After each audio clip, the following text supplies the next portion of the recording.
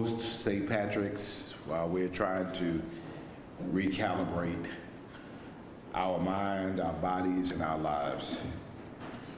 To start off, we continue to pray for the Ukrainian people and stand with them in solidarity as they continue to fight against the terror and evil being inflicted upon them and their country.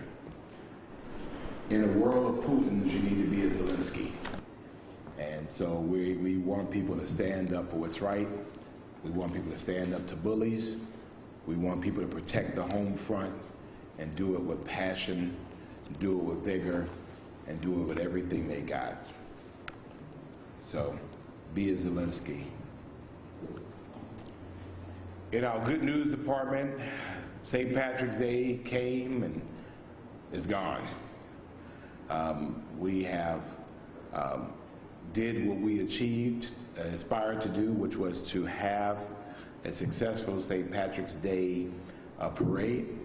As you know, the annual tradition was forced to be canceled for 2 years because of COVID-19. So last week I had the opportunity to participate in my first St. Patrick's parade as mayor, and the energy during the parade route was absolutely electric. I think, believe it or not, we had gotten out of practice. And so with all of the St. Patrick's Day events going on, and we had tried to attend every single one of them, it was just a lot on the human body. However, again, we saw smiles, we saw wonderful positive energy from people locally and people coming from around the world that visited our city. The day prior to the parade, we signed a partnership agreement with County Wexford, Ireland, and this underscores our commitment to cooperative international relationships and the history and heritage of a large part of our community. We had the Minister of Justice from Ireland here in town, as well as the Mayor of County Wexford, the Mayor of Town Wexford, and then also the Mayor of the City of Limerick, Ireland, that I met with on Friday. And so we take great pride in all of our heritages and underscoring our Irish heritage and the people that are here that can draw their lineage back to Ireland. And so we commit to work together and play together and learn together and solve problems together. I have to give just big shouts out and thumbs up to Team Savannah. Team Savannah they did what they do, and they do it well. They pulled together, they made it happen. They had a wonderful celebration, the best we could have asked for. I also thank our St. Patrick's Day Parade Committee, which involved a variety of people, not only from Team Savannah, but from people and organizations throughout our community. And they have been working together for the entire year. And we know that this was different, and we knew we were taking a chance. And so I want to thank the Savannah St. Patrick's Day Committee. I want to thank our city manager. He survived his first St. Patrick's Day. I think at one count he had gone 28 hours without any sleep.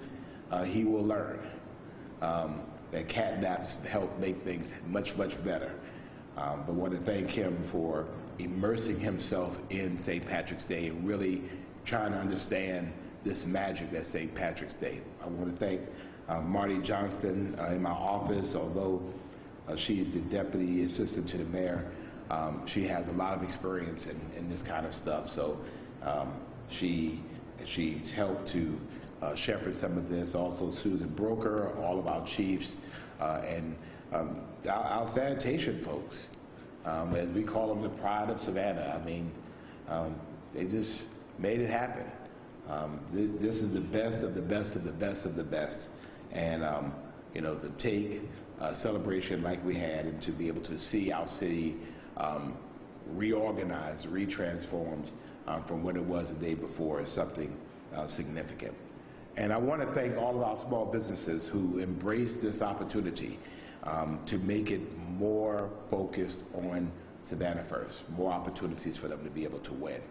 And so this year, our internal focus was really to deal with litter. And so we wanted to reduce the large volume of litter that has become synonymous with the St. Patrick's Day festivities in Savannah. And so we asked the event goers to take personal responsibility. We provided an adequate number of waste receptacles, and we let folks know that they respected our landscaping and let our city really be able to rebound very, very quickly after our sanitation crews were able to come through. We all visited, city manager, myself, we ended up in Chippewa Square, which is usually synonymous with the party square, and we saw young people cleaning up. And you know, we just standing there, and they were just cleaning up. And so that is what we want St. Patrick's to be. We want people to come and we want them to have a good time, but then we want them to clean up behind themselves. So we appreciate that. And so this is a big win for us. This is a big win for our community. And so I want to thank everyone who attended for taking responsibility as well. The other thing I wanted to be able to say is that on first look, I mean, there were less people than we expected. But again, we really didn't know what to expect. We didn't know whether people were going to come or whether they weren't going to come. But we also realized this, is that when it becomes synonymous with looking on River Street and seeing throngs and throngs of people, we have now expanded that.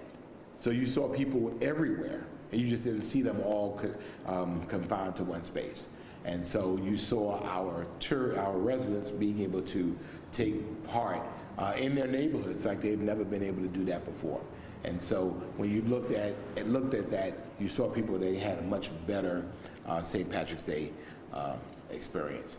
So looking at some stats, we had more than 490 employees of Team Savannah and partner agencies work directly on these festivities, 490 of our team members. And our guesstimate is that about 60,000 people or so attended the parade. And as you know, we can't count all of them, so we say about 60,000. And during the parade, we believe there was only one arrest, and that was by a Georgia State trooper for public drunkenness. So that was good. And then an additional 16 arrests were made in the operations zone during the rest of the weekend. So 16 arrests, one during the parade for public drunkenness. And the most common charge was obstruction, which accounted for 8 of the arrests. And so 3 of the arrests were made for public drunkenness, not including the parade arrest. And so there were no arrests made in the expanded to-go zone. So it appears that that might be working as well. As I mentioned, litter was at a minimum, but our waste receptacles were actively used. Sanitation reporting collecting 300 tons of waste. 300 tons of waste was picked up. And so we wanted to say that as well. In addition, Savannah Fire responded to 26 calls directly related to St. Patrick's Day weekend festivities. And so I wanted to make sure we said that as well. It also needs to be said that now we'll go back, Team Savannah will debrief. We'll debrief with our partners, then we'll debrief with our business owners and our local community. We want to know, what did you think? How we can make it better. We know that next year will be on a Friday, and then it'll be on a Saturday, and I think it'll be on a Monday. So over the next 3 years, we know those are our larger events. So let's see what worked well, let's see what didn't work as well, and be able to make those changes. So you'll be hearing about those meetings soon. Savannah Fire was very busy. There was a major fire on Friday, March 18th at 5:00 p.m. Savannah firefighters were dispatched to a fire at a recycling center in the 1900 block of Louisville Road, where a 60-foot mound of compressed wood chips and lumber debris was on fire. This fire, these types of fires are difficult to extinguish. Wet, compacted piles of organic matter become extremely hot as they decompose, and fire can occur. And because this power was so high and compact, flames snaked their way into the depths of the pile, and it continued to smolder over a 48-hour period until 5:00 p.m. Sunday. I visited the area on Friday and on Saturday, and I want to send big shouts out. Chief Menard is here, and Savannah Fire. They did what they do, and what they do well. They managed the fire, I think, in a very efficient way. They monitored the air around it, and they monitored the groundwater for contaminants. Now, admittedly, it was an absolute nuisance for the people in the Carver Village area and the people in the West Savannah area. There was smoke, and it stunk, and this was the experience for most of the weekend. And so the city manager and fire chief will continue to work with this business to ensure that these types of things don't happen. The good news in the short term is that through our professional fire department and their ability to monitor both air and water, there was no environmental damage, so to speak, for the surrounding community. So thanks, Chief, for that. And then, of course, we had to close Louisville Road for a while. We had hoses and firefighting equipment and apparatus there, and they, again, they made it happen. And most importantly, they prevented the fire from extending beyond the wood chip pile. I saw there was a wood chip pile, and there was a pile of junk. I guess, I don't know if it was plastics or paper, but it was very close to it. And so this could have easily been a fire that could have spread, but thanks to the work of Savannah Fire, it did not. So by 5 p.m., the fire was out, and fire department crews cleared the scene. And Monday, recycling center staff were directed to use their heavy equipment to turn and move remnants of the steaming compacted pile. And it is interesting to note that in January and February of 2022, Savannah Fire responded to 3 small fires at that same recycling center before this past weekend's large fire. And so the fire officials have met with the recycling company officials in February, and again, they have to resolve those issues. On the COVID-19 front, our focus is shifting, and our priority now is to protect our healthcare systems from being overwhelmed. Using a combination of metrics, the CDC has developed a COVID-19 community level, in which you can find the levels for any county in the United States by going to coastalhealthdistrict.org, coastalhealthdistrict.org. Our goal clearly now is to prevent severe illnesses and hospitalizations, and vaccines can do that even if you become infected with COVID-19. We expect fully that there will be a bump in transmission of COVID-19. Again, that's expected, and so again, the goal though is that people are vaccinated, they don't go into the hospital. If they don't go in the hospital, they don't die. To celebrate Women's History, and we celebrate women every day here in the city of Savannah, but because it's Women's History Month, the city of Savannah is featuring special stories all month long in our Women's History in Savannah series.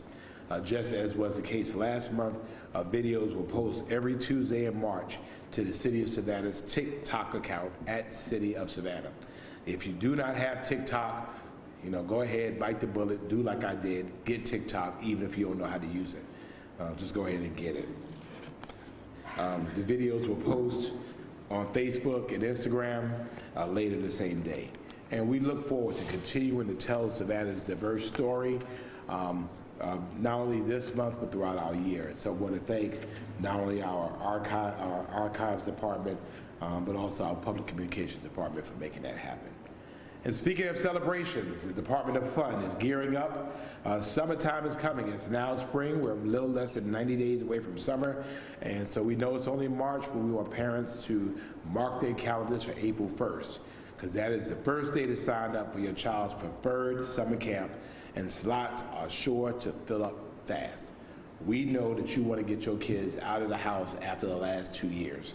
And so we know it's going to be a great amount of interest in this, and so we want you to make sure you sign up quickly. Also, this Saturday is the Great Savannah Community Cleanup, and this is a citywide day of service where our businesses, our residents, our local community organizations can come together to help clean up our city. And so we'll be holding a groundbreaking tomorrow as well for the Savannah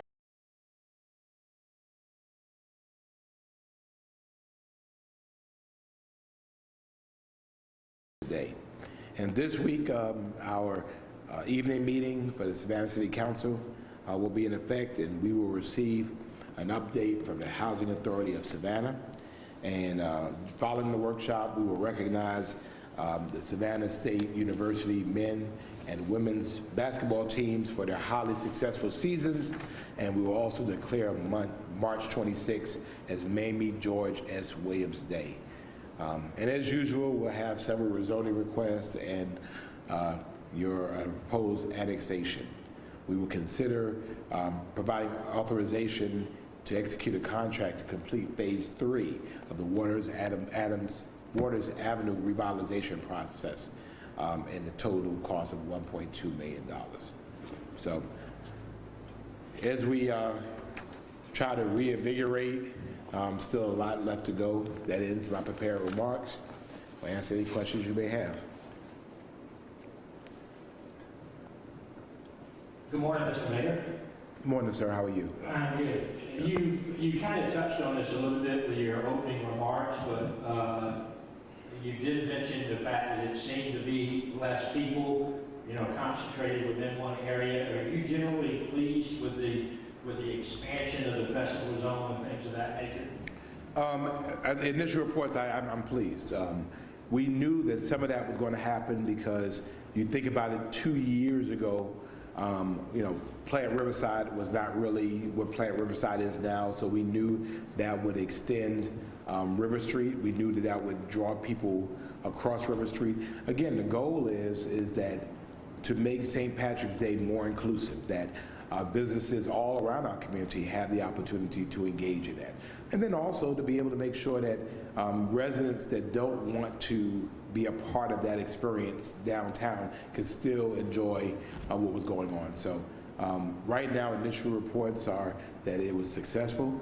Again, I think we really didn't know about the people. We didn't know whether we would have 2019 with people all over the place or what we had.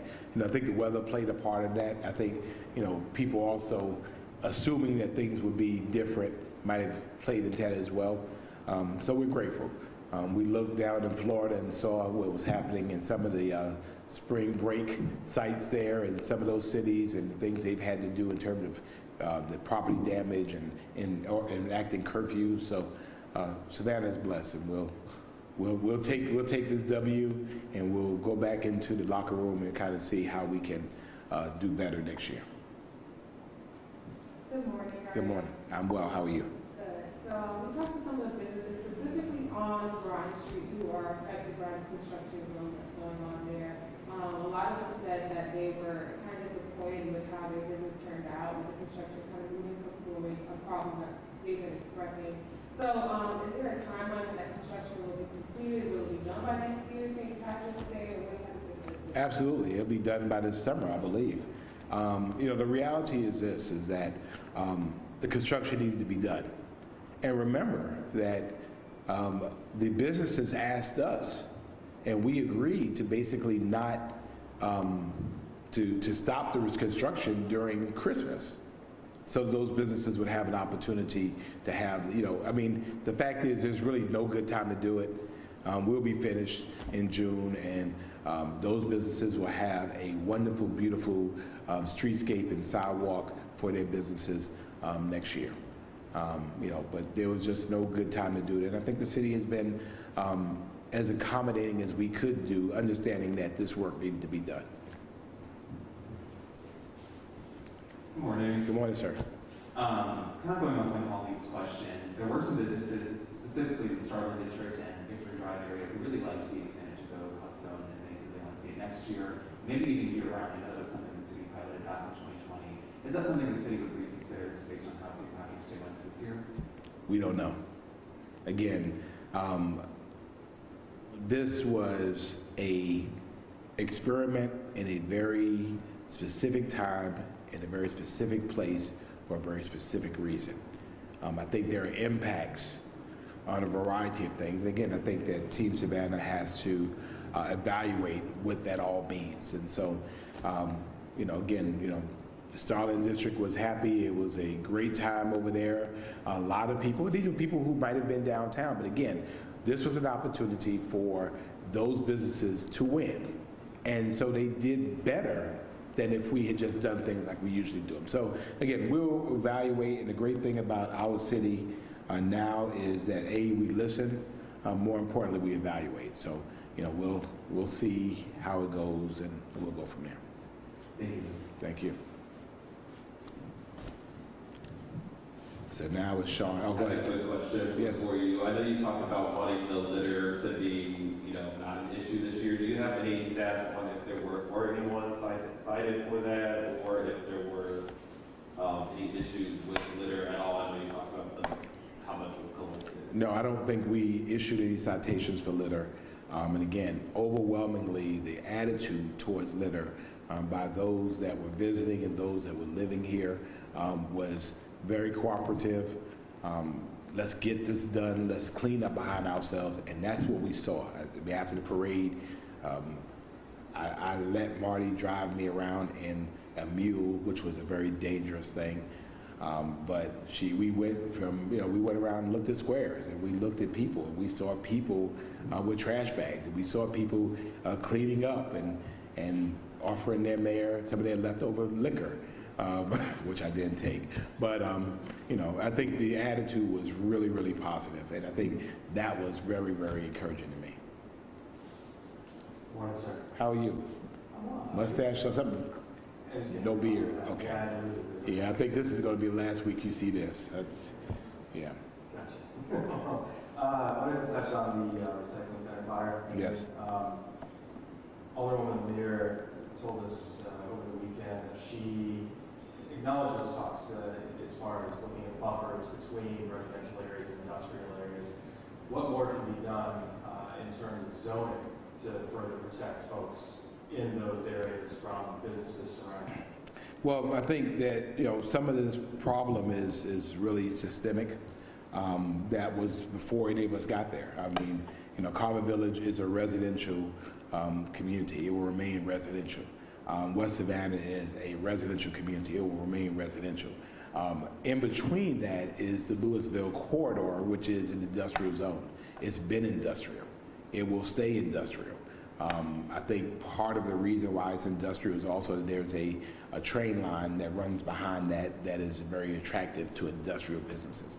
I don't believe the city can rezone businesses that are already zoned in that particular way. By state law, that's considered a taking, so we don't do that. So I think that what we can do is to ensure that businesses there are careful, that they're responsible, and they're being good neighbors. Nobody that lives over there signed up for wood chips burning near their houses all weekend long, and we having to smell that crap all weekend long. And then in the evenings, for some reason, the wind would shift, and then it became kind of gray hazy in some parts during the weekend. Again, this is not what we want our residential experience to be. And so the city manager, the fire chief, fire marshal, and whomever, they have to get that under control. That is not the experience, and that's not going to be tolerated. Again, 8 fires in the last 3 years there, 3 of them just this year. Something you're doing is not right, and so you need to get it together. And so that talk will be transcribed into much nicer, gentler language that the city manager and the fire chief will use, and they just need to work it out. We have to coexist because there's nothing we can do about it. So, looking at another parade on the horizon, Martin Luther King Jr. Day Parade, have you had any talks with their committee to see when we might have another date? Well, I thought that the date was April the 16th. I was told it was April 16th. I think I publicly announced it was April 16th. I since heard that that was the day, it's the day before Easter. And so they did not want to use that date because of the holiday weekend. I have not heard anything about it at another date. Again, you know, that's totally their call. Whenever they want to have it, we'll be there. Any foreseen changes to the city's mask mandate? Are we going to see that coming back based on numbers, or are we just kind of monitoring stuff? Again, we expected that there was a data dump that resulted in a huge bump there, so we have to wait till those numbers to normalize. We also expected that we would have a moderate bump from all that's going on right now.